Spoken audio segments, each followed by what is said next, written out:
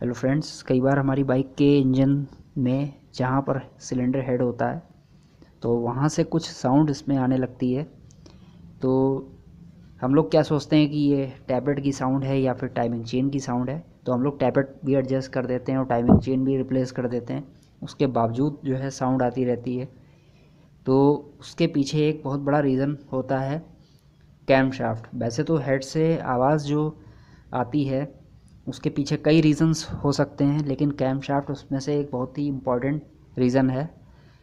तो cam shaft में आप देख सकते हैं कि एक तो ये बेयरिंग्स होती हैं कैम शाफ्ट में लगी हुई, ये बेयरिंग्स ख़राब हो जाती हैं जिसकी वजह से कुछ साउंड आने लग जाती है। और ये होती हैं लोब्स, ठीक है।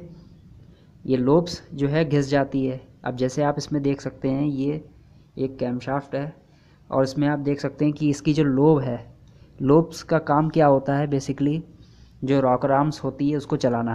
रॉकर आर्म्स इसी से टच होती है लोब से, तो जो है रॉकर आर्म्स को चलाना इसका काम होता है लोब का। और रॉकर आर्म्स जो हैं वो वाल्व्स को ओपन करती हैं, ठीक है।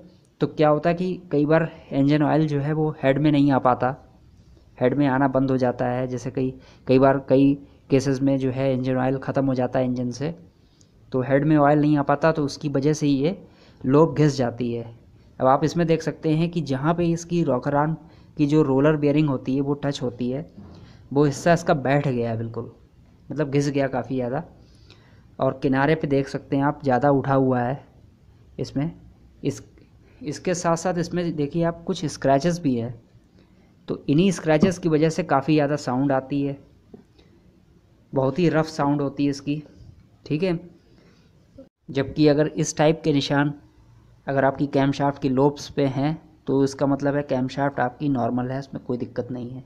तो कुछ लोग क्या करते हैं, इसको प्लेन कराने की कोशिश करते हैं, इसको घिसवा देते हैं इसके। अब वो ये सोचते हैं कि घिस जाएगा तो जो है साउंड बंद हो जाएगी, लेकिन एक्चुअली में घिसवाने से क्या होता है, इसकी जो लोब्स होती हैं इसकी हाइट कम हो जाती है।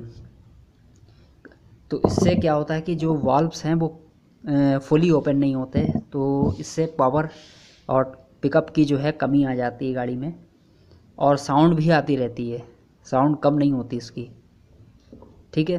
तो घिसवाना नहीं चाहिए, सीधे ये रिप्लेस ही कर देना चाहिए। अगर बेयरिंग्स इसमें ख़राब हो जाती हैं तो बेयरिंग्स तो आप रिप्लेस कर सकते हैं।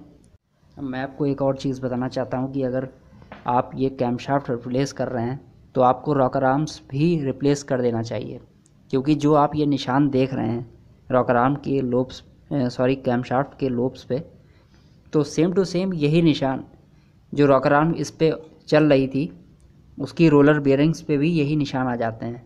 तो बहुत से लोग इसको रिप्लेस नहीं करते, रॉकर आर्म्स को कॉस्ट मतलब ज़्यादा आ जाती है तो उसकी वजह से रिप्लेस नहीं करते और नई कैम शाफ्ट इसमें डाल देते हैं। तो क्या होता है कि पुरानी रॉकर आर्म्स की वजह से नई कैम शाफ्ट पर भी फिर से वही निशान आ जाते हैं, ठीक है। इससे हमारा डबल खर्चा होता है, तो हमें रॉकर आर्म्स भी रिप्लेस कर देनी चाहिए इसी के साथ साथ। नहीं तो रॉकर जो आपने नई कैम शाफ्ट डाली है वो फिर से बहुत जल्दी ख़राब हो जाएगी और फिर से वही सब साउंड्स आने लग जाएंगी जिसके लिए आपने न्यू कैम शाफ्ट डाली थी, ठीक है। अब मैं आपको बताना चाहता हूँ कि अगर आप कैम शाफ्ट या रॉकर आर्म्स न्यू परचेज़ कर रहे हैं तो हमेशा जो है ओरिजिनल ही परचेज़ करें आप, क्योंकि ओरिजिनल की जो क्वालिटी होती है वो सबसे अच्छी होती है। उसमें काफ़ी हार्डनेस होती है और जो क्रोम फिनिशिंग होती है की जो लोब्स होती हैं उसकी जो क्रोम फिनिशिंग है, और जो रॉकर आर्म की रोलर बेयरिंग की जो फिनिशिंग है वो सबसे बेस्ट होती है ओरिजिनल में। और जितनी ज़्यादा स्मूथनेस होगी इन पार्ट्स में उतनी ज़्यादा मतलब कम, उतनी कम आवाज़ होगी, उतनी ज़्यादा आपको स्मूथनेस मिलेगी। ये एक लोकल रॉकर आर्म की टैपेट है, आप देख सकते हैं ये गाड़ी से निकली है। ये लोकल रॉकर आर्म में लगी थी ये, और 3 से 4 महीने के अंदर अंदर देख सकते हैं कि ये जो हिस्सा है इसका टैपेट का, जो हिस्सा वाल्व से टच होता है वाल्व की स्टेम से, वो 3 से 4 महीने के अंदर अंदर ही बिल्कुल फ्लैट हो गया। जबकि ये हिस्सा जो है वो डोम शेप का होता है, मतलब गुंबदाकार शेप का होता है। जो ओरिजिनल होता है वो कई साल चलता है और उसमें कभी ऐसी दिक्कत नहीं आती। वैसे अगर बजाज की बात करूं तो अगर मैं होंडा से कंपैरिजन करूं अगर बजाज का, तो बजाज की क्वालिटी थोड़ा सा डाउन होती है होंडा से, लेकिन बजाज का जो ओरिजिनल प्रोडक्ट है वो भी काफ़ी अच्छा चलता है आफ्टर मार्केट प्रोडक्ट से। तो इसीलिए मैं आपसे यही कहता हूँ कि जब भी आप इंजन की कोई भी अगर आप चीज़ ले रहे हैं तो हमेशा जो है जेन्युइन ही आप परचेज़ करें। ठीक है, थैंक्स फॉर वॉचिंग।